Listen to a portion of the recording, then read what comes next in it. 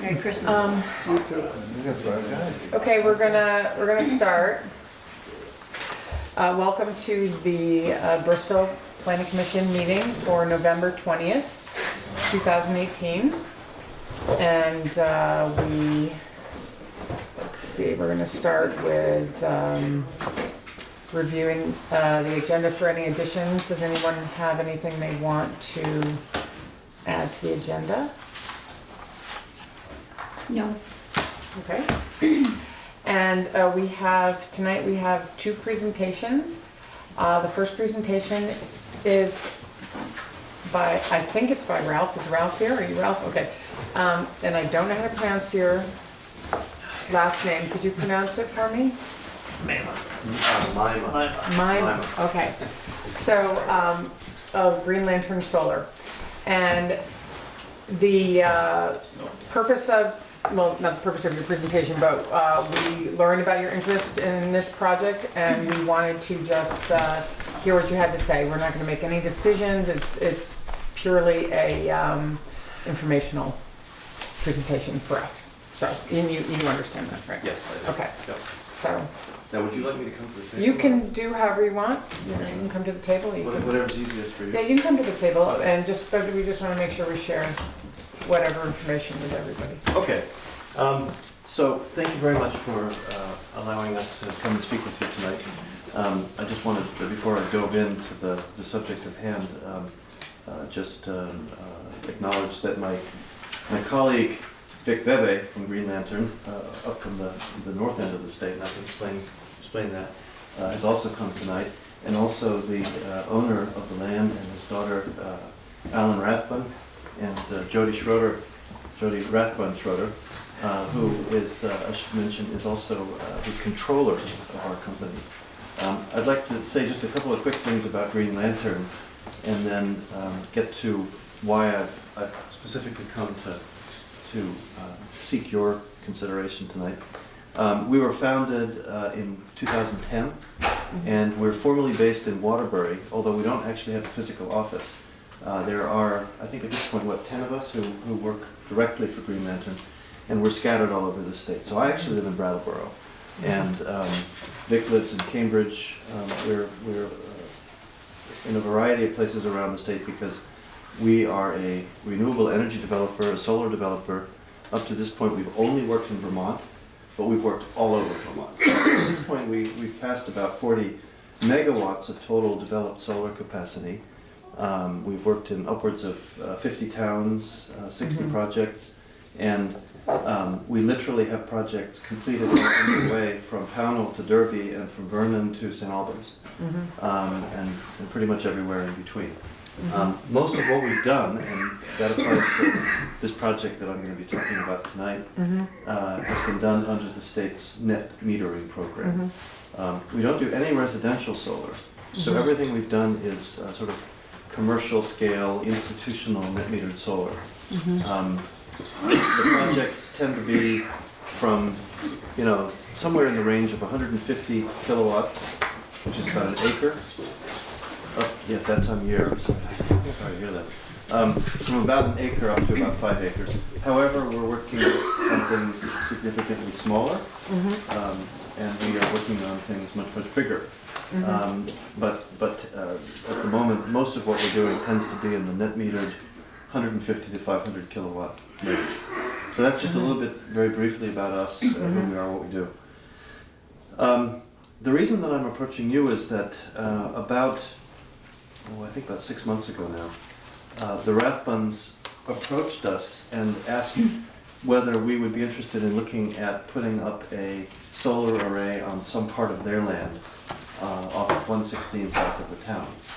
And we went over and we rode around the gravel pit and looked specifically at that. There's sections of it that are operating, sections that are reclaimed, and I'll get into the specifics more in a moment, but gravel pits are reclaimed gravel pits are one of the so-called preferred sites that the state encourages solar development to happen on.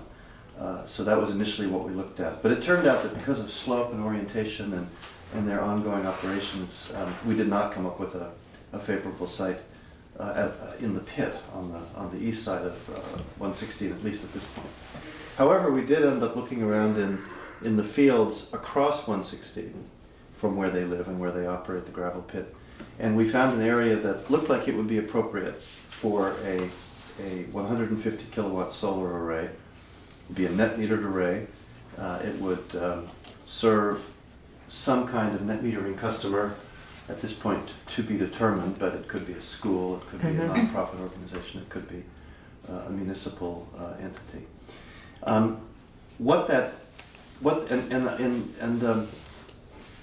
If I use any terminology or bring up any concepts that seem just completely foreign to you, stop me and we'll address that before I plunge ahead. So far, so good. Yeah. Okay, good. But for a site like that, that would be a perfectly good site for a solar array, because it is not one of these specific kinds of preferred sites that are enumerated in Public Utility Commission Rule 5.100. That's things like brownfields, Superfund sites, capped landfills, gravel pits, and so forth. Because it's not one of those, it falls under what's called Definition 7, which basically means that if a town plan, duly amended, indicates that a site is appropriate as a preferred site, or if the Planning Commission, the Select Board, and the Regional Commission all say, yep, we sign off on this as a preferred site, then it can be a preferred site. And that's the avenue that we have to take for this particular site. I've done this process a number of times in different towns, and the process basically is as follows. If the Planning Commission, the Select Board, and the Regional Commission all feel that site should at least have a chance at bat, it's got nothing to do with whether or not the proposed project should get a permit, but whether the site could be allowed to compete, basically to be a site where you locate a solar project. Then there's a letter with language that has begun to sort of become standardized for us, where we ask the Planning Commission, the Select Board, and the Regional Commission to all sign off on the site as a preferred site. And then we can, and that's really what we have to do before even proceeding with any more of the feasibility study or the permit application. So I can say a few things about the site, but I'm going to stop to see if you have any questions or comments. I did have one. Is it premature to look at the site? Like the map? I think you're going to tell us about it next. We can go right into that. Okay. What I printed out actually here, and I think there are enough copies for everyone.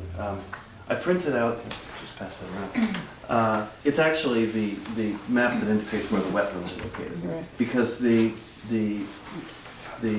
design sketch that we've done for the project itself to serve as the basis for the 45-day notice it's so incredible. If I tried to print it on an 8.5 by 11 sheet of paper, you wouldn't really be able to see anything because it's so incredibly compressed. And I don't have a printer. I didn't have one at hand today for a larger print. What that does is it basically indicates where on the land, with that purple polygon, the array would be located. And we've already been out to the site with a biologist and verified that that location would not be in violation of any of A&R's rules for proximity to a wetland or a stream or headwater or anything like that. But I brought that for you to see where we're thinking of locating it. I can tell you that standing on 116 or driving along 116, you can't actually see that site currently because it's down below a dip in the land. We would do studies to figure out if it was actually visible in terms of 8-foot high racks and panels. So that would all be to come if these three entities decide that the site should at least have its day in court, so to speak, in terms of a permit application for a solar project.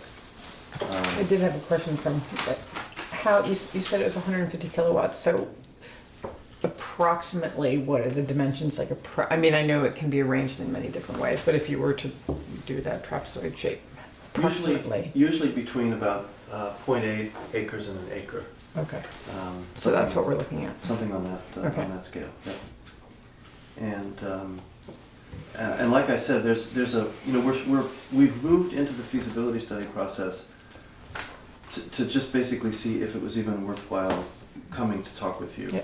But we were satisfied with enough of our questions about just the basic viability of the site that we decided it was worthwhile taking the chance. However, you as a planning commission will receive the entire application when the 45-day notice period begins, and then when the application is submitted. So what I'm doing now is really just more interaction, but it doesn't replace the so-called Section 248 process. Mhm.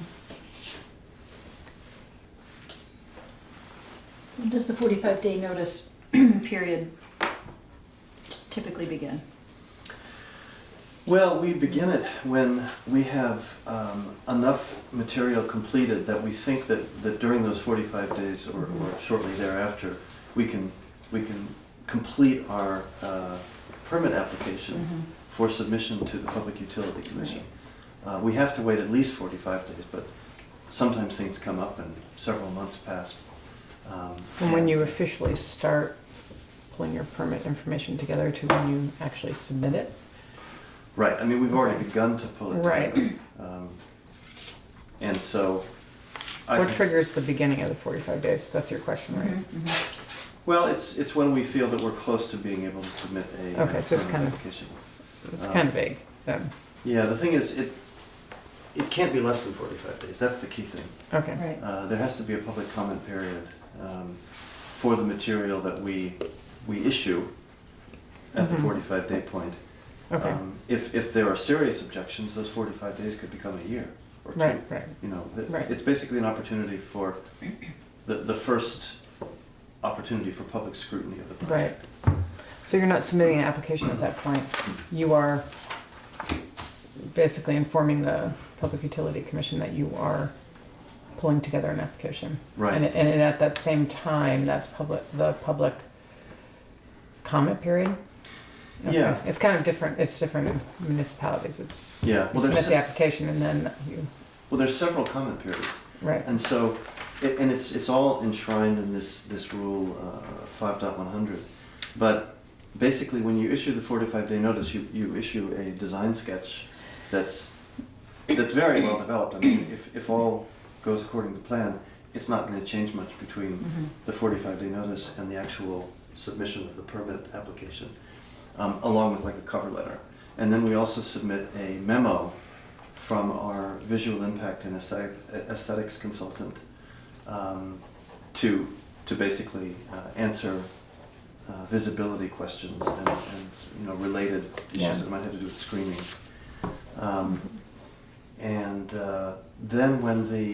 And so that automatically, the 45-day notice goes to Regional Commission, Planning Commission, Select Board, A&R, AOT in many cases, Agriculture, I mean, DPS, a whole long list of different recipients, and the abutters. And then when we put the full application package together, once again, it goes out to all those parties. And then there's 21 or 30 day? 21 days after that for more comment by state agencies, abutters, members of the public, and so forth. So how far are you from the abutters here? Well, there are abutters all around it, and I could speak a little bit to that, but I should have brought a tax map so you could see the parcels more clearly. You might be able to on one of these maps up here. Basically, so 116 is along this side. This land to the south is owned by a different landowner. There's a little parcel here surrounding that house on 116. It's owned by a different landowner. These larger fields that are green and sort of beige colored here are owned by the Rathbuns, and I believe this meadow above the lowland there, the wetland area, is also owned by the Rathbuns, but I don't know further to the west what the case is. We could ask if there were any specifics I about was gonna say that. this other plan has property lines on it, Oh, but they had said. oh, yeah. Keep going. The thing I want to We won't determine that tonight. Well, what I want to emphasize is that all the abutters will receive all of the Yeah. information as Yeah. issued. Mhm. You know, this is kind of a checkpoint in Mhm. the overall suitability of the site, Mhm. not the project, but the site. Oh, and the other thing I was just going to mention is that I brought a sample of the letter that we issue. This is one issued by the Vernon Planning Commission, and we've gone around the process a number of Yeah. times, and each time the language has gotten more and more standardized in Mhm. terms of what we request. So can you explain the difference in the process if this was not determined a preferred site? Well, then we'd be up against a brick wall. Oh. The problem is that if it's not a preferred site, Mhm. then that makes a difference of a few cents per kilowatt hour in the Mhm. value of the net metering credit. If we just wanted to build the array on private land, we wouldn't care so much about that. Right. You know, we would just build it to pay for Oh, it. I see. But because a project like this is partially investor finance, Okay, it's also partly debt finance, so we have a bank loan. But as a commercial developer, we get investors right. to invest in the arrays that we develop. Mhm. And so their return on investment becomes a major factor. Mhm. And I forget, it's either a 2 or 3 cent difference per kilowatt hour Mhm. between an array that size that's not on a preferred site and a preferred site. So that, I meant to mention that. Okay. That was something I wasn't clear about, and it hasn't always been that way, though. I mean, these big fields that have gone in have not, in different places, That's right. The, did not go through a process like that. the whole concept of preferred site was introduced in one of the iterations of this rule Mhm. that went into effect as of January 1st, 2017. Okay, It actually was, I don't know, enacted or approved, I think in July of 2017, retroactive to January 1st. But basically, when you drive around the state, particularly up and down Route 7, the arrays that were built in 2014 and 2015 and 2016 were built when preferred site didn't even exist as a Right. concept in the rule. they basically could put it anywhere other than in a wetland. And those are all working fields. They're from an earlier version of the rule, that's right. Yep. Where does that difference in those couple cents difference come from? The ratepayer or? Well, it's the utility. They don't pay us directly for the power that we deliver into the grid, but what they do is they credit the net metering credit value to the bills of members of the net metering group. And for an array like this, if I look around, the kinds of projects I've worked on so far, those sorts of arrays often have an elementary school or several arrays are sort of put together as a package Mhm. to serve a larger, say a high school or a medical clinic or some kind, very often a public entity that cannot take advantage of tax credits. And so that's why that's one of the reasons that this whole legislation was created. So they become the beneficiaries. To in become other the words. beneficiaries. And so the net metering credits bring down their electric bill, the credits on the bill. Mhm. And that's how the utility pays for that power. It's mandated by the state. So I'm sorry, go ahead. The entity that takes it, that is part of this net metering group, they could be any place in Vermont. They wouldn't need to be, Well, they'd have to be in Green Mountain Power territory. Mhm. well, yeah, but that's. It's pretty big. Yes, it is. And so, yes, sure, they could. Now, ideally, we always like to start locally. Yeah. So, I know we have spoken and would like to speak to more local public sector and nonprofit entities, fire districts, waste districts, schools, the town and so forth. If this gets the green light as a preferred site, then we would very actively try to Okay. loan up or line up somebody local to take the net metering credits. Mhm. And do you do that, you personally do that Yes. negotiation? We do, yep. Vic and I both play the role of developers, which means that we're simultaneously looking at sites and projects, and also at the basically the demand side, the customer side.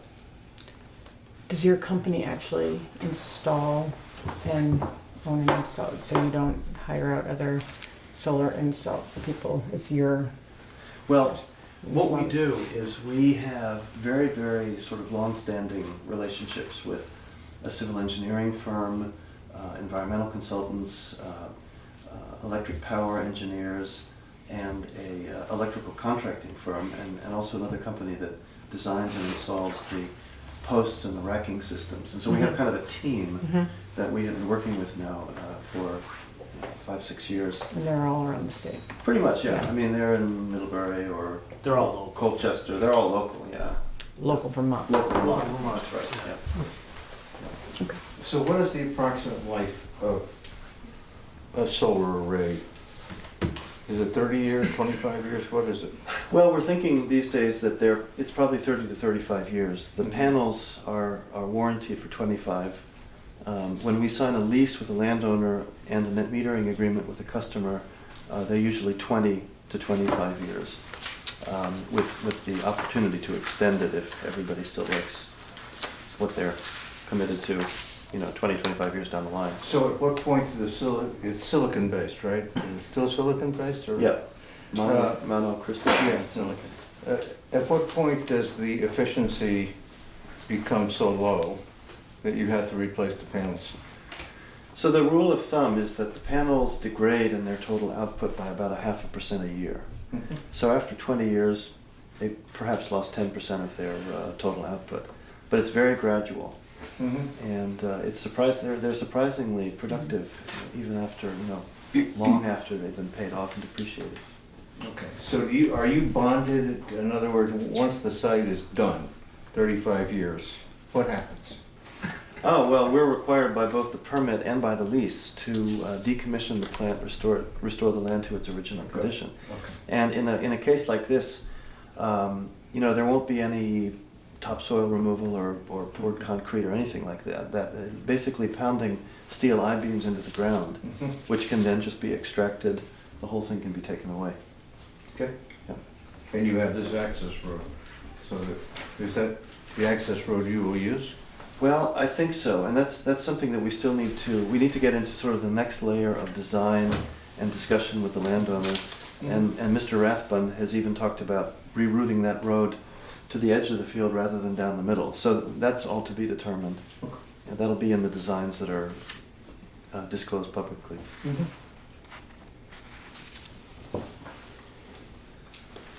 Returning Okay. to the earlier question about who pays the subsidy, the utility doesn't have its own money. Ultimately, it's the other customers who pay the cost, isn't that correct? Well, the utility sells power, Yes. so it's the ratepayers who pay for the utility's power. Right. Yeah. If you were to think about the towns that have adopted energy plans compliant with the state requirements, how would this site score on those plans? I think every town is different, and I can really say that honestly. I mean, I've worked on projects in 2-3 dozen towns at this point, and there's a very, very wide-ranging treatment of what site's appropriate or not appropriate. It's something that each town has to work out. How would you score this site? I think it's a good site for a 150. You wouldn't want anything larger there because it would begin to creep up the hill and become visible. There are a couple of considerations. One is that it most likely will not be visible from any roads or any residences, any buildings, because it's in a sort of a swale in the land. That's something we would have to actually determine through studies. but that's my initial impression. It's you know, I think one of the issues will be, to what extent does it benefit a local net metering customer? And you know, that tends, whether that happens or not, tends to make projects more or less popular locally. But I think, from what I understand, there's a fairly good potential for getting that negotiated eventually. And there's one other thing that you made me think of. Well, taking a step back, the state of Vermont has a goal of 90% renewable energy, not electricity, but energy, by 2050, which is 32 years away, almost 31 years away. And a lot of renewable energy and efficiency are going to have to be implemented in order to reach that goal. We're still in the very early stages. And so projects that are moderately scaled so that they don't really make a major, you know, impact in the local landscape, but just sort of quietly fit into a good location. There's a large need for many more of those in order for us to reach our renewable energy goals. And you know, and that's pretty much all I can say. I mean, we are a developer, we're a business, we look for the opportunities, but I know that there's, you know, every time one of these solar arrays gets built under the net metering program, there's a whole array of different beneficiaries. The town gets tax revenue, the state gets tax revenue, the local landowner is able to get more productivity out of, you know, in many cases agricultural or disturbed land that doesn't have another use. And then you have the net metering customers, preferably local, that benefit. And then the entire state benefits too, because it's one more step in the direction of our renewable energy goals. What percent are we renewable now? Percent of Our energy? the latest number I've seen, going back a few months, was that approximately 20% of all of the energy that's consumed in the state comes from a renewable source. 20%, and that's taking into consideration electricity, heating, and transportation. Mm-hmm. So there's still, you know, 80% of our energy use that's not coming from any sort of renewable source. Does that include hydroelectric? That does, yeah. What percent of that 20 would they be?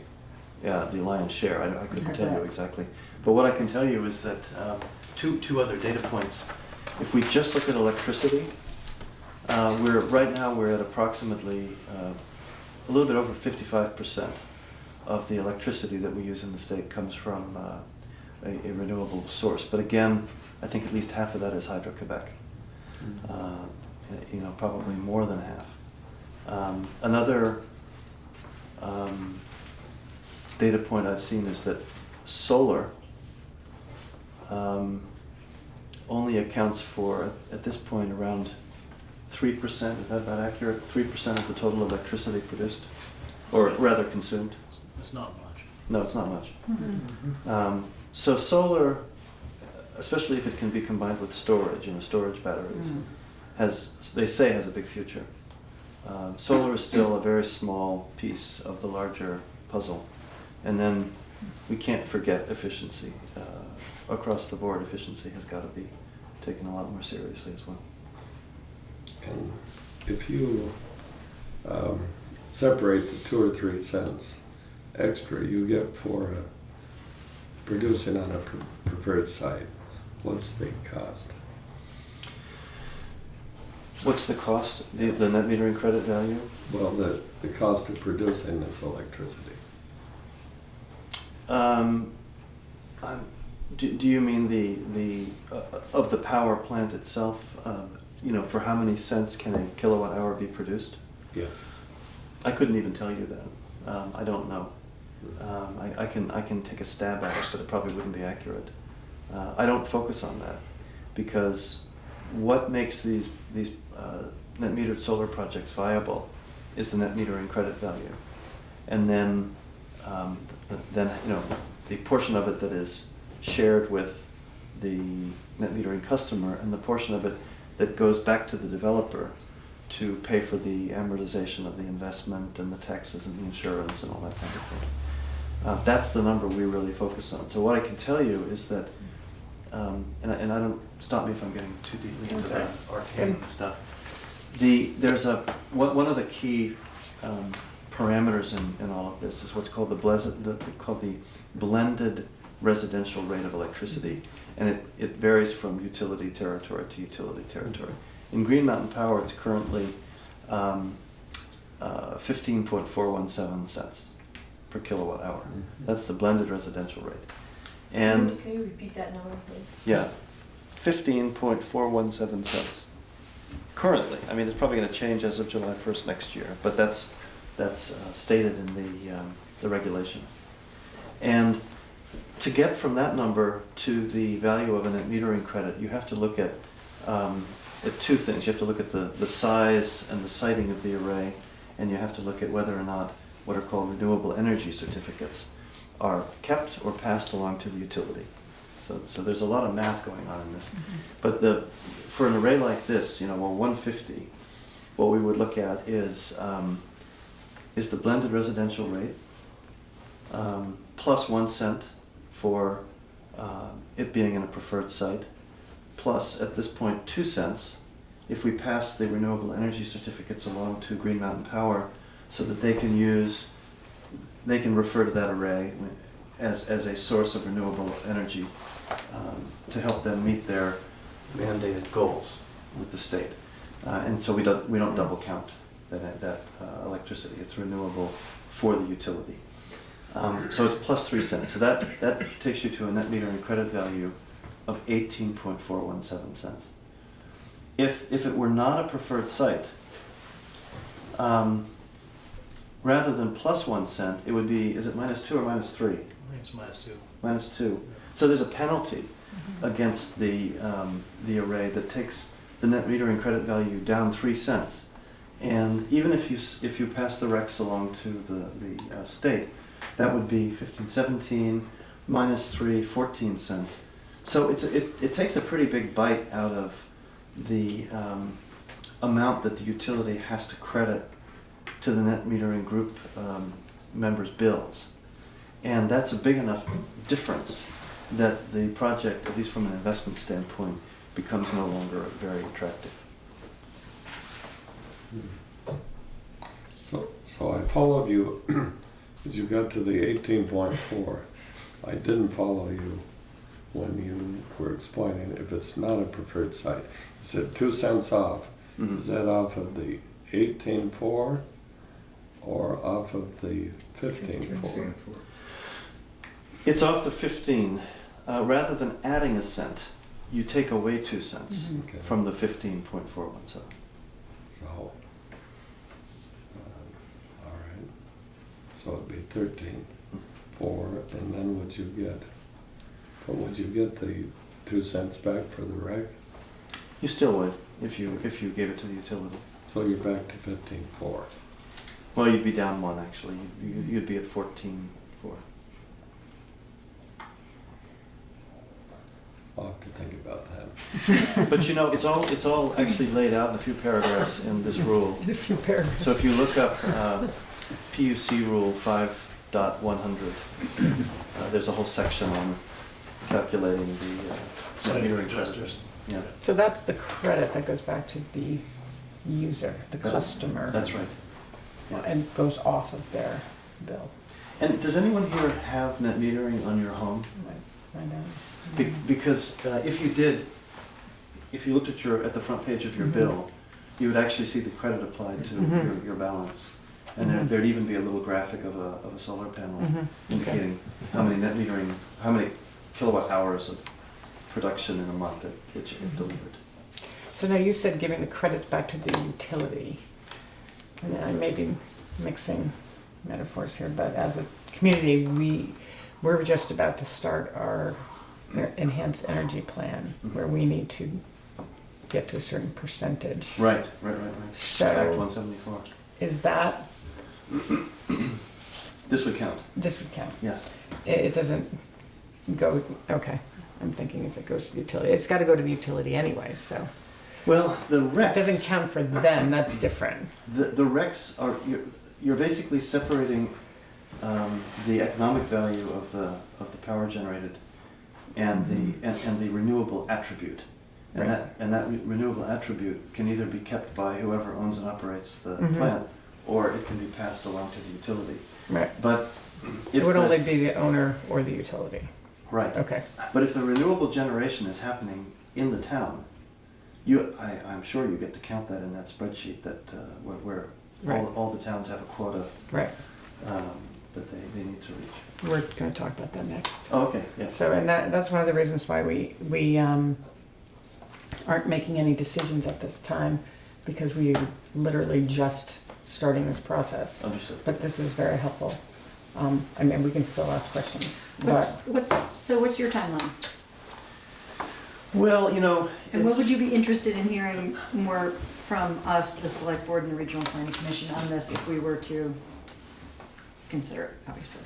well, I first of all, I would like you to consider our request, and I can write it up as a formal request, because I understood that this was to be an informal meeting to basically, get some basic information out.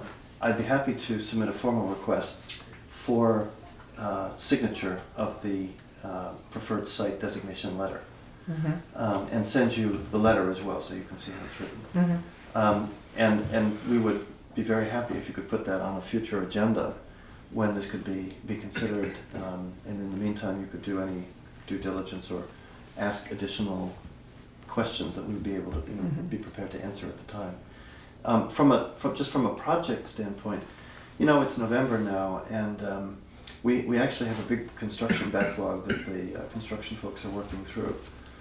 There are some things that we've done the wetland designation, but we would also need to do a rare, threatened, and endangered species survey at the site.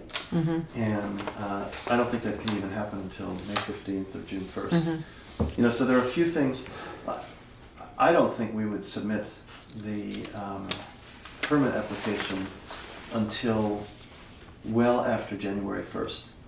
And depending on sort of the availability of the folks who need to put the different pieces together, we could possibly submit it by mid-spring, but the RTE piece, the rare, threatened, and so forth, would still need to be done. There's some other things that would need to be done as well. And my experience too is that this preferred site process can take from 3 to 6 months, because unless it's something that's already happening a lot in a particular town and county or RPC region, it takes a while for folks to understand how it works and become comfortable with the language, and then there are numerous meetings that we have to go through to get the process completed. We haven't done one yet. Right, I'm not surprised. I mean, a lot of towns haven't yet. So again, we would aim to get the permit application, or maybe the 45-day notice, let's use that as the first benchmark, get that out by somewhere between March and May. okay. Are there any limits as to how much area a town can designate as preferred? Oh, that's a good question. Adam might know, or maybe you know. Well, That Adam Andrew, I'm sorry. what I've seen, are you from the BCRC? No, I'm from Addison County. Oh, That's okay. okay. Because the Bennington County Regional Commission did a pilot study, and some of you might have seen the maps, where they looked at the entire RPC region, and then they narrowed down. They have this color-coded map where they've identified sort of good solar locations or something like that.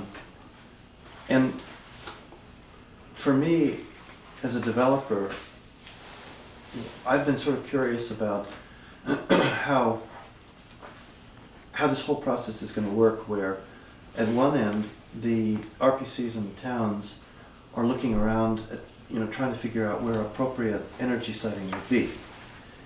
Big mixture of private land, public land, and so forth. Lots and lots and lots of parcels, hundreds, thousands of parcels to try to categorize or classify. And meanwhile, we're coming at it from the opposite end, which is just from one individual landowner to another. Slightly random. Well, it's not totally random, because the thing is, once we were told, once the regulation changed and we were told, look at landfills, look at gravel Right. pits, that's a relatively limited set of parcels. So we've kind of gravitated towards those. Right, But on ordinary land that's not one of those, right, it is kind of random. right. And I think as this gets worked through, eventually we'll probably meet somewhere in the middle. It seems like it has to I think go that way. for any planning commission in the town, doing a complete inventory of all the appropriate preferred sites in the town is a big job. So you can count on us to do our part to highlight what could be potentially good sites and then, put it up for scrutiny.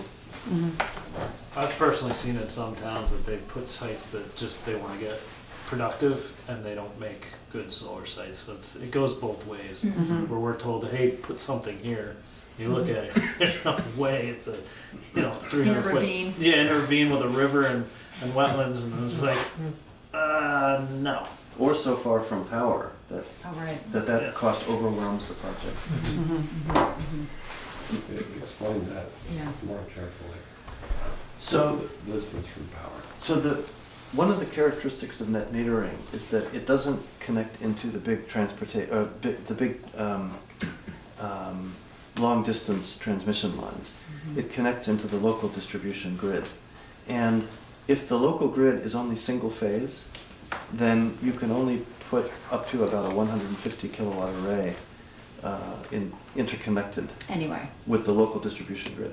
Now, if the grid has been beefed up or is just a more robust grid and has 3 phases, then you can go beyond 150 up to the limit under net metering, which is 500 kilowatts.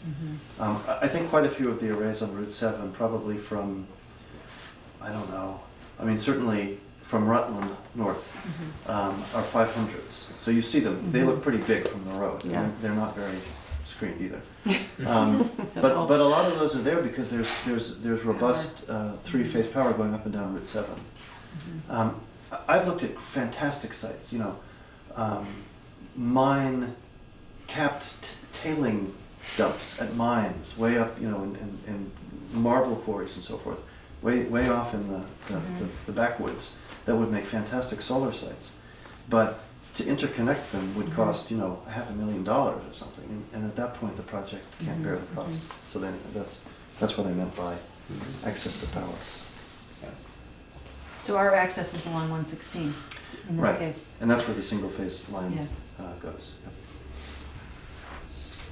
With the preferred site designation, is that specific to the location of the project, or is that specific to that parcel? It's it would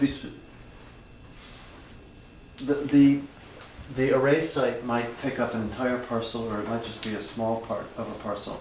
But It's something like specific this. it's specific to the footprint of the array. So, if that particular polygon is on a much larger parcel, there are other parts of this parcel, for example, up close to the road, where it would just not be appropriate. It would not be a preferred site. That's why I was Yeah, asking, but- if it's designated as a preferred site, does that mean that that entire parcel is a Right. preferred I've gone site, through or? So if you No, it's not. designated that site as a preferred site, by statute, we cannot develop more than 150 on a parcel. So there is no way, even if the whole parcel is deemed preferred, you couldn't put 2 projects on the parcel. You're But- only allowed to put the 150. But could it move around the parcel, or is that the Once location? you file your permits, if you're more than 50-foot change, it's a major amendment to the CBG, and they usually don't accept those. Right, but the preferred site designation would come for the permits, so that's It my would question. If still be it was, linked to a design that keeps the array in a It's specific specific. place. Mhm. But that's a really good question, because there are other things with land use that go the opposite direction, like a brownfield applies to the entire parcel, and at least as far as I understand, and current use also applies to the whole parcel. But in this case, it would apply specifically to the proposed footprint of the array. That's a good question. Anybody else? Do we have any questions from the audience about this? It's pretty thorough. I had like a few minutes ago and I didn't. Well, It seems to me that one of the strongest criteria you have is that is two parts. Number one, that it appears to be land that's not being used for agriculture. And number two, it's not immediately visible from the highway. Would you agree? That's my understanding, but I'd actually, would it be possible to ask Alan Rathbun to say a little bit about what's on that land? sure. Because he knows way more about it than I do, and I know you've been using like waste cellulose that you've plowed into the surface to enhance the soil. Well, through my Act 250 in the pit, I was allowed to fill part of the with rocks. It's probably 12 feet up through in there. This is over 25 years we've been. And you'll notice the farm road down through there had been pretty well beaten. And then this was originally pasture, and I can remember my dad mowed it with a horse and one of the mowers, because you couldn't go down through their farm tractor. And I don't know if you remember Bob Willie, the Butler farm that's down by the campsite. He went over one time and went over that down in with a chopper and stuff. So it's been, and then I planted trees. I planted trees in there, and then I had them cut off. It was kind of open, and then it grew up to trees, and the trees really didn't produce what I wanted, so I had them cut out. You have some paper product. Yeah, and I had paper product down there, which I'm in the process of going down with the dozer and mixing that up and reclaiming it. And from 116, you look across the meadow, and this dips down in. I don't know what it dips in, 25, 30 feet probably. And in back, there's a knoll, which I do hay it sometimes. I didn't hay it this year, but I do hay it. But I think I'm gonna kind of cut that down a little bit because it's a little steep for the tractor. But I've kind of played with it over the years. Never really produced any crop off in it. It looks like there's a bit of a tree line there as well on the edge of it, so Yeah, that well, adds to As It you- will stay. screening. Excuse me? That tree line will stay. Yeah, which so it adds buffers- to screening. Correct. From the- that's an old picture. Oh, okay. That's what we got. There's a lot of trees in front of it. The meadow I'm talking about is to the left of that. Oh, That here. tree line is some trees that my father and I planted years ago, and then I had them all cut out. That is all Open. open now. Okay. Did Bob Willie ever get out of the hall? What was that? Did Bob get out of the hall? Or is he Yeah. still down there? No, he got it. That had been You never went back. 16 years ago. Did he tip over? Nope, went straight over the bank. Just down? Went straight down. You remember him? Will? Just a little bit. I used to work for him. Mhm. Yeah. Okay, anybody else? I think we're good. Thank you very much. Yeah, thank you so Very much for informative your and time. we'll be in touch Great. and follow up. Thanks a lot. Conversation. Yeah. And thanks also to Ian for telling us that we should Yeah. come here and speak, and I'm happy to, I can leave a couple cards here too, just if anyone wants to reach me. Thank you for your presentation. Yeah, thank you for your time. It says Waterbury, but I live in town. Just so I have, I'm taking Oh, minutes. thank you. And usually Thank you so someone much. would be over there taking minutes and asking me, you're Alan Trafford. Jody, Jodi.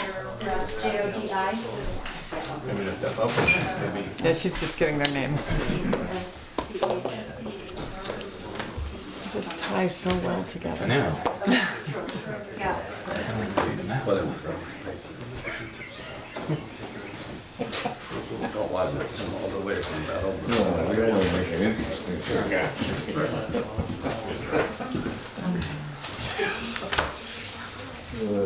I'll do this. I need water. Do you need water? I was gonna get you water. Coffee's on what you need. I'm gonna come from. I've got one as well. I do too, I have extras. It's that time of year. My wife's not gonna let me in the house. What? My wife's not gonna let me in the house. I'm healthy. I know. Wash it off. Yeah. I know, I said it. Yeah. Okay. So, I'm gonna come back and Wanna wait a minute? we'll give him 15 seconds. All right. I'd like to introduce Andrew, and I called you Adam, and I apologize. It happens. Andrew LaRoe, correct? Yes. Or LaRue, LaRoe. all right. And Andrew is the new hazard, what is your title at I'm- ARCP? I don't know. Speak to both. I'm the emergency management planner. That's right. And also land use planner.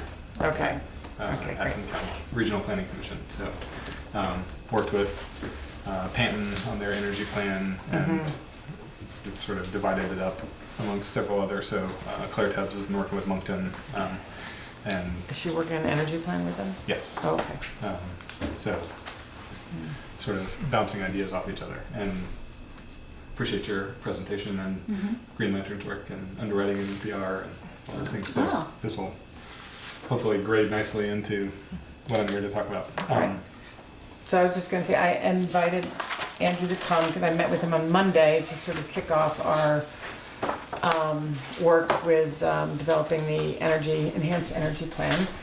And we want to, as we said at the last meeting, we want to set up a working group, and I asked Ian to come, and any other members of the energy committee. I know Sally's here.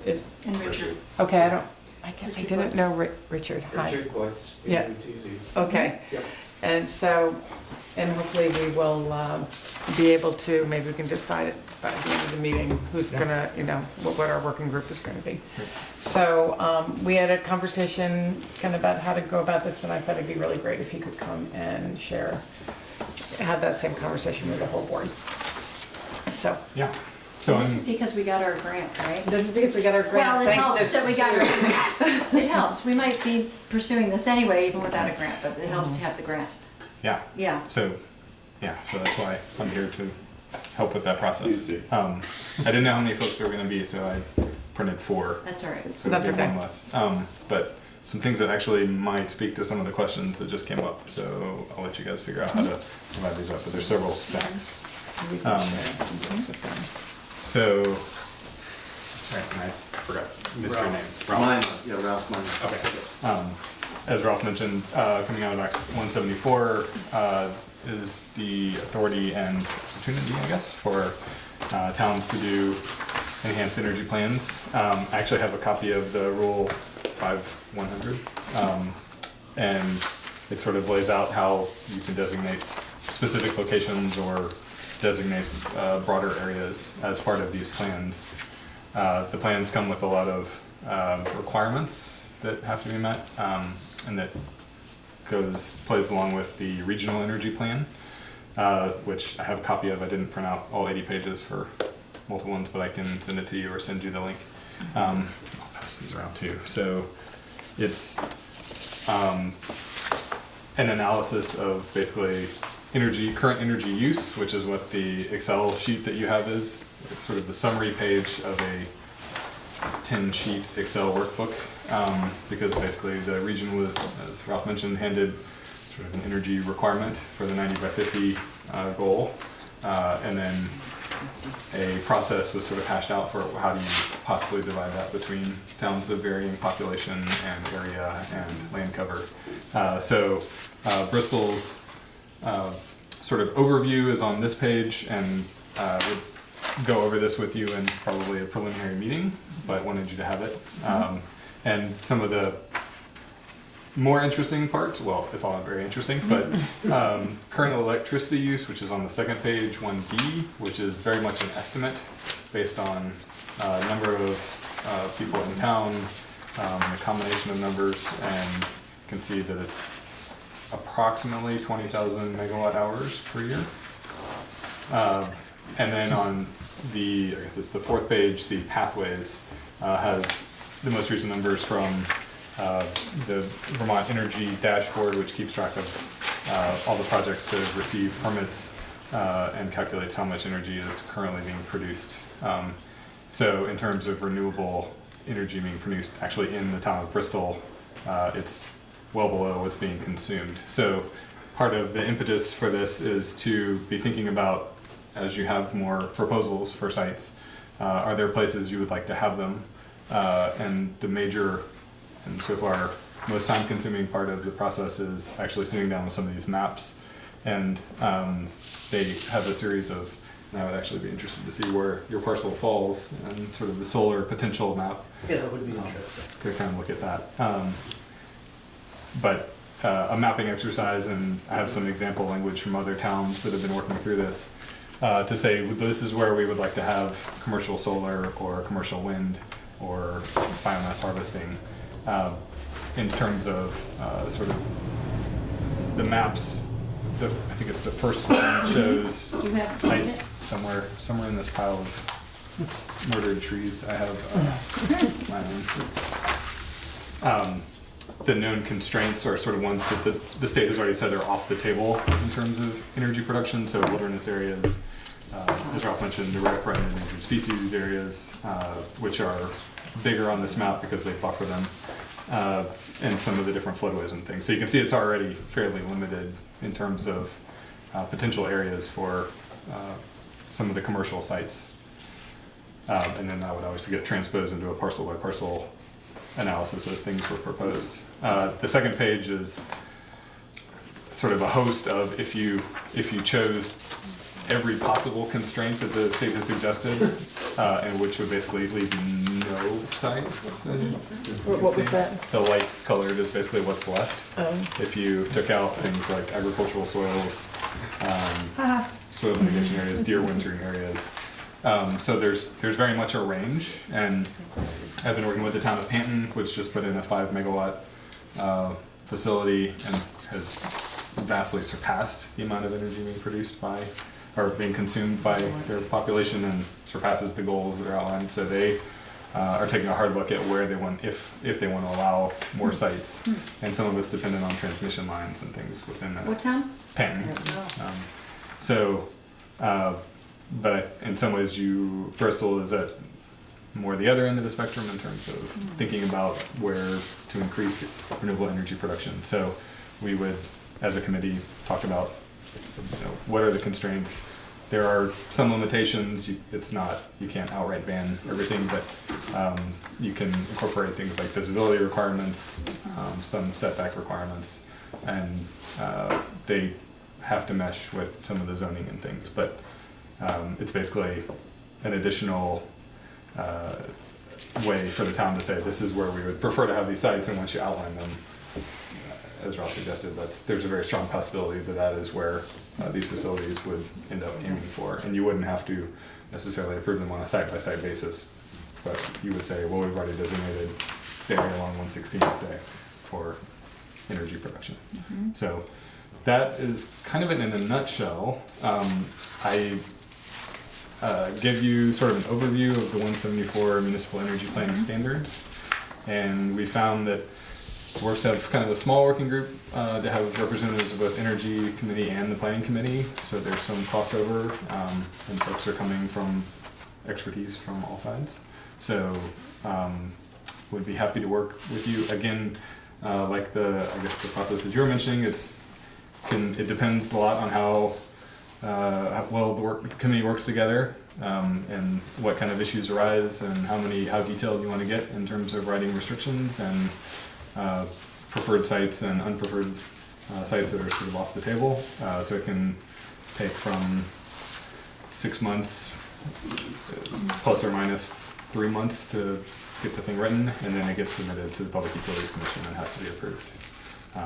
So that there are a number of requirements that are both in this planning standards, as well as it sort of steps through them in the data summary here. So that's why they're calculated. If they're on there, they're in the report that will be submitted, the plan. So I can take questions with that, or So while we're in this process, that Yes. doesn't mean we couldn't engage in a project that was. no, yeah, I don't want this to seem No, like no, we're in no, competition. no, I just- but yeah, You know, you're it's certainly just- able to take on projects. But it and- definitely would inform the decision. Right. Some things to be thinking about if, this is an area where we'd like more energy production. So, and sort of what those factors are. And it sounds like they're already thinking, Green Lantern is already thinking ahead about visibility and siting and some of those things. So, and obviously transmission lines and the practicalities of it. Besides siting Yep. for potential solar or renewable, what are other sort of highlights of a super plan? Well, everything.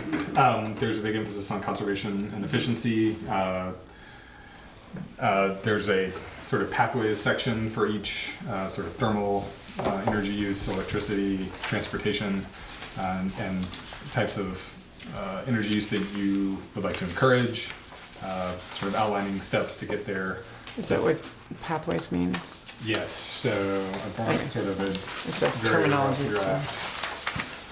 Yeah, the pathways, so for example, thermal pathways to implementation, and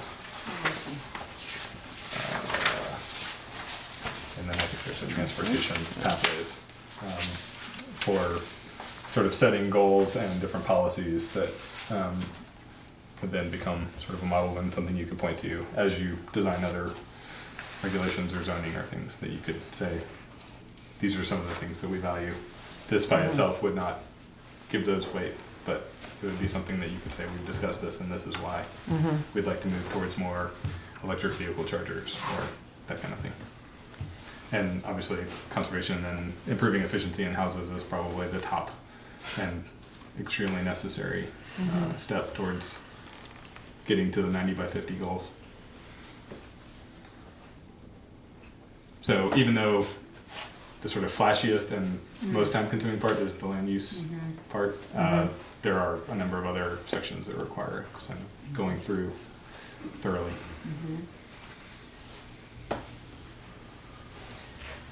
So what would be our timeline? I mean, if we were to launch this They're ready to go. now? Yeah, you're ready, right? Yeah. Yeah. You're ready to go. Let's go. Maybe not tonight. Well, that's why I wanted to get, Yeah, it's good. and that's why I wanted to have Ian come, Yeah. and Ian, we've had a few conversations about who might be interested. And Decided. No, we haven't. you've sorry. offered your services, Yeah. and So Richard. last board meeting we had, we decided that myself and Richard would be the representatives from the Energy Committee to be on the subcommittee for this project.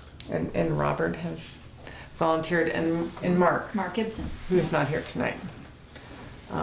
So you can get, I'll get you guys can all connect and get information shared. And so just set up a time to get going, and then we can figure out how we will check back in. Okay. So, Yeah. And with Panton, we've met at the same time as the planning commission, but Okay. whatever's most convenient to get everyone together. Obviously, getting more than 2 people in the same place is. I mean, maybe you could meet Challenge. prior. I don't know. Yeah. You guys figure it out, because I'm not gonna be there. How long a process is this? So for Penn, they've had three monthly meetings, and they've sort of gotten through the mapping exercises, and they're just getting into some of the actions and goals and policies to get there. So would anticipate about 6 months. And so their investment of time is just the meeting with you, or are they actually Yeah, doing so field work, or are you doing field work They, together? I am generally in charge of taking whatever they suggest and incorporating it into the plan and updating maps with what they Right. want to do. So basically, yeah, we just have the meeting. I will send them things. I try to send the draft a week or two in advance so people have time to read it and look at it and sort of the next set of questions. But yeah, I'm sort of here to facilitate. Did you say we had been allocated a percentage of the renewable energy goals? You have. What does that mean? So Bristol has, Yeah, based on population? on many things. yeah, it's based on, so it You weren't here. it's broken down Oh, by okay. solar power, wind power, biomass production, and I can actually, and sort of what the available area is, because some places it's entirely national forest except for a very small spot in the I town. see.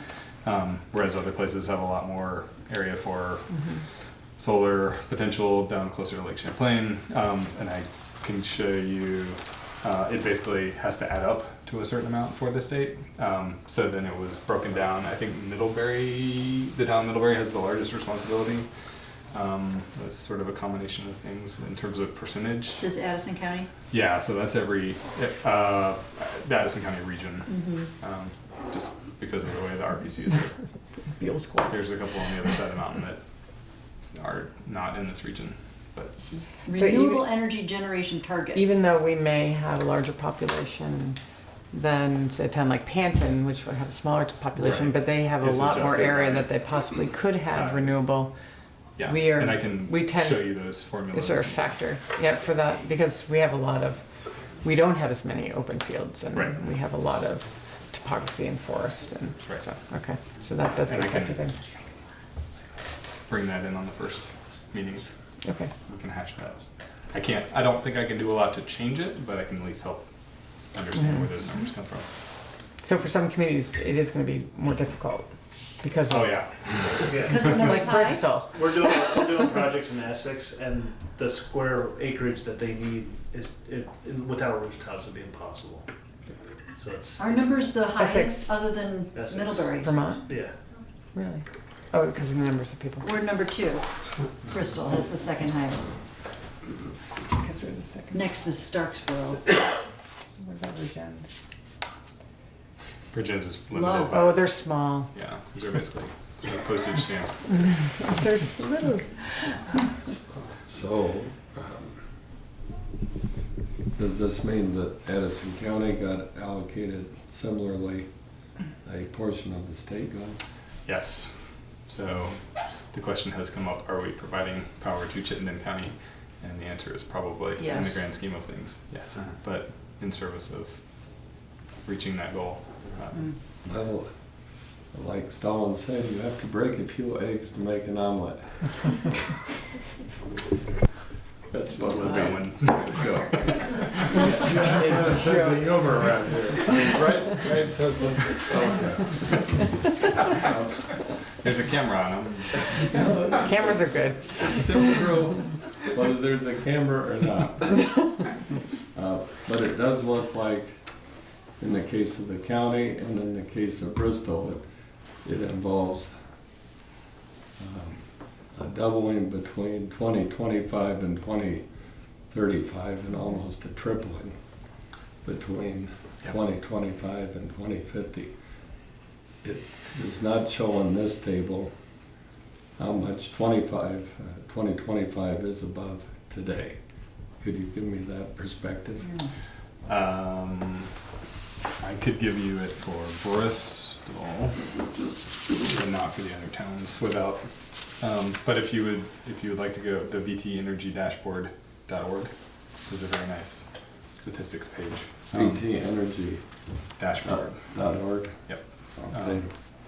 And the sort of the conservative estimate for Bristol is somewhere in the 3,000 megawatt hour production right now, based on solar and. Well, that's not bad. We have to get to 4,463. Oh no, it is 4,000, right? What am I reading? Am I reading this Let them incorrectly? Oh, it's finish. 4,000. Well, I could tell. He already said Um, 3. But yeah, Three's so less but than there is a 4. ways to go, especially for the 2050. Right. I don't know, that's. What is our goal for 2050? Can you read the? 2050, it's 13,524 megawatts, right? Is that Megawatts. MKW? What are we now? Megawatt hours. Is- Just the ones that he's talking about is MWH. 150 kW. I know, Right. so it's, It's a significant amount. Right. Yes. yeah. One way to think about it, I'm sorry, No. um, is a well-located 500 kilowatt array, which is about 5 acres, is going to produce somewhere between 900 and 950,000 kilowatt hours per year, or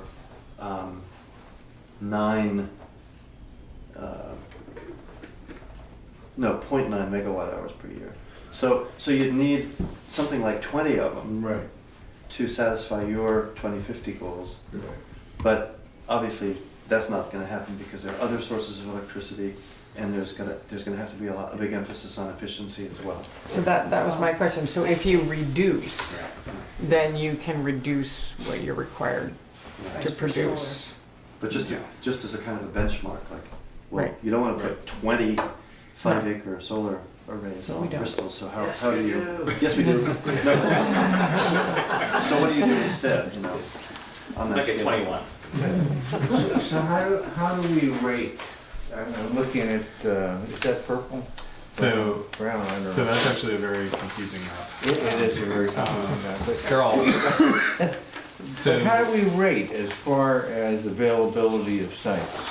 As compared to Panton, we're lousy, but how do we give rate? yourself some credit. Solar potential, I think, is probably, in terms of total area, lower, but there's, I believe, more wind potential and more biomass potential just because of. Then solar. Can I make a comment on that? So we're really limited by the power and the transmission, not by the sites. So Meaning there's the gonna, lines. there's gonna be These a systems. carrying So the capacity last of how thing much is solar actually- is gonna be able to put in, and the only way to find that out is by each project doing a system impact study to find out what can be put on the lines, and then eventually it will get to a number where the substations just can't take it, and that's gonna be the carrying capacity of solar. So to meet these goals, if GMP upgraded their lines and Right. substations, we might be able to get there, but as it is right now, there's no obtainable way to get there with solar. But the wind Yeah, tower the wind- goes into the substations also. Right, So, I mean, it's any all of renewable this. energy, so it really depends on the electric company. My view. Yeah. So this is dividing So, up okay, and so- handling the voltage coming in? Is that what it basically is doing? Is that what we're talking about, substation? No, I'm just saying siting wise, you have more sites than what probably you could produce for renewable energy. I see what you're saying. Yeah, and there is a transmission and distribution map in that packet that sort of, there are some very large areas that would require building a line, which obviously changes the economic equation for the facility Right. to be put in. And this map here doesn't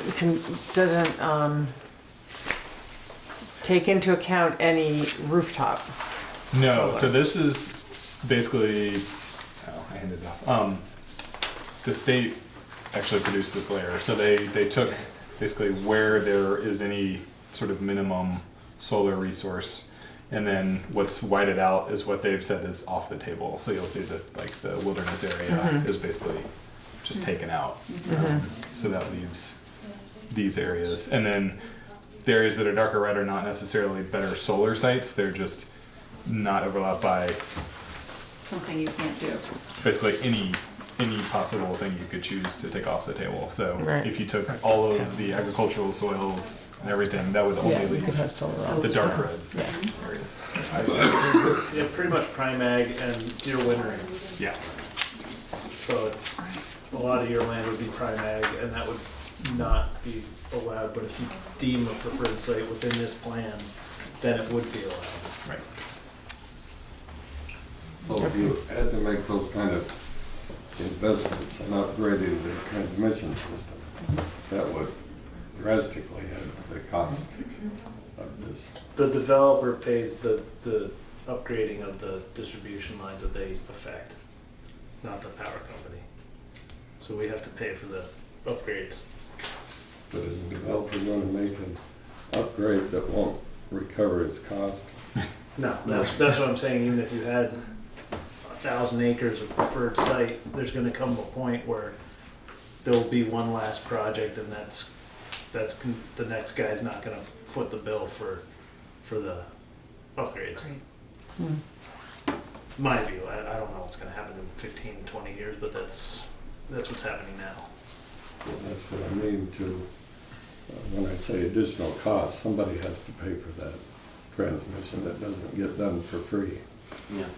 The distributed generation, which is what these sorts of solar projects are part of, is kind of forcing this issue all over the state in terms of beginning to show where weaknesses or deferred maintenance in the grid are. And so there is going to have to be a big conversation in the future about grid upgrades, grid infrastructure improvement. And if I read this correctly, is it showing high potential for wind in Bristol?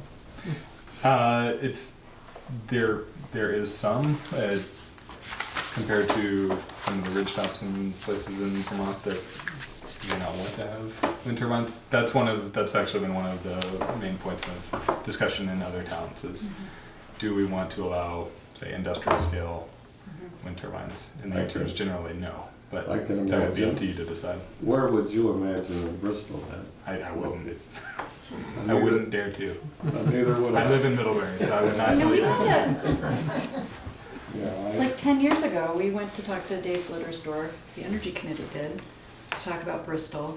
And he basically said, there isn't any place in Bristol that is windy enough, believe it or not. Like, we were always like, it's really windy, it's a high school. And he was like, it's not windy enough to Right, make it does it take worth it. a large amount. Most of It's Vermont amazing is how much it marginal takes. at best. Yeah. I like it. So we have to be really high to really Can I make ask it you a worth it. general question? Sure. I mean, the state has mandated that by 2050 Vermont has to be 90% renewable. Okay. We know the state's a big dude. So my question is, what is a little town like Bristol, how much power do we actually have to either accept or deny a renewable energy entity? You have some, and then But not much. the Public Utility Commission will basically Right. look to see if you have a plan. Right. They would give that substantial deference. But they are the final say-so. That is my understanding, and maybe. I Well, don't know, that's my practical- understanding also. Right. Yeah, okay, So I just if wanted to something know is where we proposed and stand. meets, Not that I wanna do anything draconian, but I'd like to know what the, what the cards are. you know? Right. Okay, so I think that's the incentive. yeah, all right. So there's an incentive on the producer's end because they would get the 3 cents per kilowatt more Mm-hmm, to locate there. The town gets some say in where do we want these facilities. sure, yeah, it makes sense. Okay. I'm trying to understand the interface between conservation and energy use and the percentage and so on. So if we're using 20,000 now, let's say, our percentage goal is based on reducing that Yeah. through energy generation and also conservation. So if we drop down to button up and all kinds of things to 15,000, Hmm. would our goal actually go down? Not the percentage. The goals, I think, are based on sort of a statewide assumption that energy consumption is going to grow statewide, and that everyone has to chip in terms of all the different towns. And I don't actually know how much the usage at the town level plays into sort of production goals. I suppose one other question, you mentioned the dashboard. We know it's grossly inaccurate. I have all kinds of things on my house that aren't on it. So should part of this be really ramping up citizens using the dashboard? That would be wonderful, or at least maybe doing a survey or getting that Yeah. information for the Yeah. town. Yeah, survey. Because that's basically especially for larger facilities, the best information source we have. But for things like rooftop solar, it's not necessarily going Yeah. to show up, or heat pumps, or Heat pumps, it's right. voluntary to put it on there. So I think one shows up in Bristol, and I'm pretty You sure can there's do a one. walking survey of heat pumps. and Wow. You'll see there are many more that are on the That's dashboard. Right. Okay. Yeah. Yep. So that's something that we would obviously work as a committee, so we could say, no, actually Bristol's doing a lot more than what might be. Yeah. So to measure what's already being done, Right. in other words. Okay, yours, yeah. It's the only one. Nice. The only geothermal around. Yeah, because I've looked for like wind turbines that I know are in Harrisburg and they don't show up. So those are They're pretty hard to visible. see. Yeah. Yeah. So is that what these numbers are based on? The current production of renewables is based on that. Okay. That number of facilities and megawatts converted to megawatt hours. From the dashboard? Yeah. Okay. That's some incentive to get it going, so Yeah. we Yeah, look, it sure we're is. on the map a bit. Right. Yeah. So, but you're saying that might not change what we are required, but it could up what No, we've they already would, done? Right. All right, The production. okay. numbers. So we would have to produce less. Yeah. He said Still yes. a lot, but Less. Okay.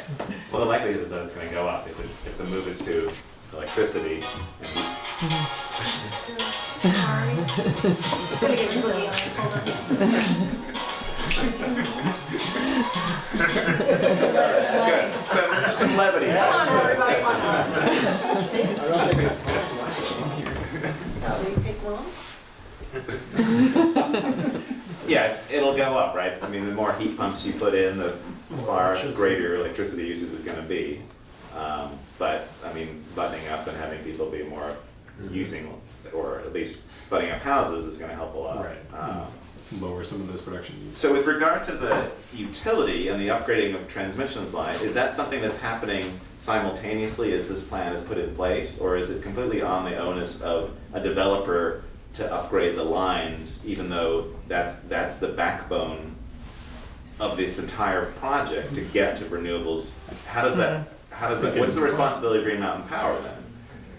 Well, for the PAM project, they were the ones doing the project and they Okay. operated It was their own project. Yeah, so they obviously had a stake in doing that. And it was, I think, along an existing line, so they were just upgrading it. And obviously that's a challenge, not just in Vermont, but everywhere, but that's. It's like a developer wouldn't upgrade the line along 116 Right, I in know. order to, it wouldn't make, Well, they would if their Financial sense. project was big enough, was big enough or it was close enough to, the next, the next project. So wherever the project is, Oh, I see. would bear the cost for that upgrade to it. And there's no reason why the Green Mountain Power is gonna update. They won't. They won't. I mean, Why? Because, It's the same reason? yeah, financially. Okay. I mean, I can't talk for them, but it's been our estimation that if they have a problem, they'll fix it, but if it's not a problem, they're not gonna fix it. The other thing you gotta take in consideration is electric vehicles. Because if you're putting heat pumps in and more people are moving to electric vehicles, there's gonna be more electricity Right. just for people charging their cars at home. That's another consideration on the goals that you're gonna have to. What about get to. the distributed, like the microgrid, where towns are like completely independent or have their own? Am I just mentioning like Star Wars type? No, no, we're doing it in Essex. Okay, it's- so it's can you happening. explain that a little bit? How What that would mean, how does that help? would that affect your goals? Right. He would have to talk to that. I don't know if it would affect your goals as much as your pathways and sort of, I mean, your explicit goals of this is what we want to work towards. I don't know that it would affect your energy production or you still have to consumption generate goals. the, Yeah. Right, but if we don't have the lines that can, how does that? Right, so you would we're store, at a they would be standstill then, aren't stored. we? We're like, Well, the we need- microgrid would only protect where you are. You'd Right. still get energy from everywhere else. You would never truly be, Right. you're not an Off the grid. island. How do transmission, I mean, when they do get upgraded, When does that usually happen? And how does that happen? What are the circumstances other than, say, Green Mountain Power did this project in Penn? They Well, upgraded the lines. it used to be a kind of a, not a very transparent process where the power company and then Velco, which is co-owned by the power Yeah. companies, would have a long-term capital investment plan Right. based on, with just a bunch of engineers working out sort of the technical maintenance and expansion requirements of the overall grid, and then they would go to the Public Utility Commission and they would ask for a rate change that would incorporate, among other things, that capital investment plan. But they've all been completely thrown off balance now because they're being forced to respond to distributed generation popping up like mushrooms all over the state. And so we're all going to have to evolve to sort of like a higher level of infrastructure planning. And I think we're just not right there in the yet. middle of that right now. And I think the best thing for towns and RPCs to do is just to say, well, these are our goals and this is what we're going to have to do, and sort of create a pathway to build as much local renewable generation as you can, and then Without exceeding the well, ability then to... DPS and Public Utility Commission and GMP will just have to respond. It's, to some extent, it's their problem, but there's Because they're asking. Yeah, They're saying you need to do this. yeah. I think they're right in the middle of trying to figure that out. Thanks. Nevertheless, if we look at the constraints that are in place right now for wind, for solar, for transmission, it would be virtually impossible to hit the 90% goal by 2050. And it would take enormous investment to increase the resilience and the capacity of transmission to get us there. Has there been any science involved in this? We know you get like a 40 to 60% loss over the transmission lines, it's thermal loss.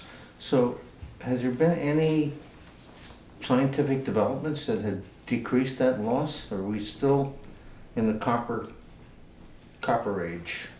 I think distributed generation goes a long way toward keeping the generator and the load much closer together than they would be if you had long distance transmission. There are lots of technical studies out there, and if you started digging, you could find studies that have looked at the cost benefit of doing more distributed generation, reduction in transmission losses, other benefits. We often are asked to justify distributed generation in terms of its benefit to ratepayers and taxpayers and society in general, and that's definitely one of them. And resiliency. In a lot of these disasters, they've been seeing that the solar is on instantly, and as it spirals out, they can put generation towards different areas of their network. So it's been a really, I've read a couple reports now, even in, I think it was,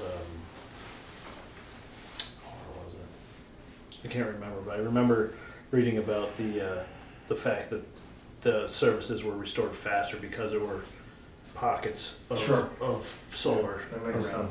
Or even, this July, when we had the heat wave, GMP was drawing from those Powerwall batteries at people's houses that were actually storing energy, and they were pulling those back onto the grid. So those kind of kept things going as everybody turned their air conditioners on. So there are definitely benefits. So what would be the next step? You guys would meet the team and start sooner rather than later. Yeah. Could meet They're with gonna- you when we're done and Yeah. set a date or time. And Is everyone good with questions? Okay. Thank you. Exciting. yeah.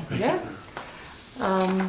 So, actually, I believe that's all we have tonight. If there's anything else anybody wants to say, or we could make a motion. Oh, minutes. I have one question. Yes. Out of curiosity. Yes. The old town dump in Bristol, Uh-huh. is there a plan to put some type of renewable energy on that Not yet, location? but that, I have a plan. Well, I'm gonna talk to you about that. The energy committee is looking at that. We have either 1 or 2 years left. Right, before there's a we period can of time start. we can't do anything on it after it's been, Yeah. Yeah. I think But it's definitely But we'll something be- that I think we've been people looking have thought at about. for years, in terms of potential, but it all depends on who, it's something that the town, That's one of the it's preferred gonna be sites. hard to find, so outside developers, so that's what we're looking at. Okay.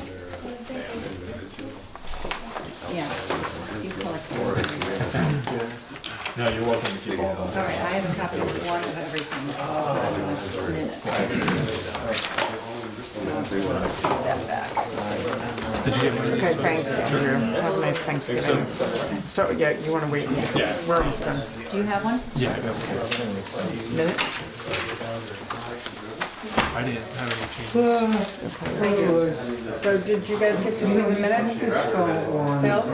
Yeah, we have, You gotta do the minutes quickly from last time. Order in the court. We just need to do our minutes. We can't hear each other, and then we'll be done, and just then we talk can quietly, we talk. can still do it. So, just, there's lots of references to Sue, I wasn't there. Huh. So, do you think she meant, Must have been a hologram. I wish? And There wasn't the other say Sue. Chris's name correctly, but Sue is, I'm That's in very here a few interesting. places. So, she might mean you, I don't think I asked that question. okay. Okay, well, We can just fix those references, how's Well, were that? you mentioned in a complimentary? Right. I don't know. It Right. says Sue asked if updates to the energy plan will require town approval, and Bill S. confirmed it will. Well, there you see. I thought you were here. Funny, I'm like, oh. Where was I there? No, I was You not weren't. there. You weren't I know. And the Norwegian spells Chris, Krys. Love that. sometimes and sometimes Must be a not. regional thing. That's okay. So it's just typo stuff. It's Yeah. not substantive, okay? Okay, well, we'll get that Yeah, squared away. okay. Other than that, Okay, would someone like to make a motion? I'll vote yes, but I wasn't here. I mean, I No, can, no, I can no. go down the minutes. Bill, What? make a motion? Sure. Sue wasn't here to approve the minutes? One of the bills, you both So answered. I second that. These are the Oh, I'm minutes, taking the minutes. I will Hold on. Oh these my are the God. minutes of October 30th. Yeah, sorry. Shiny moment. Here we are on television. Yeah. Okay, all in favor? Hi. All right, approved. And, anyone else like to make a motion? I'd like to make a motion to close the meeting. Okay, Second. all right, all in favor? Aye. All right. We're done.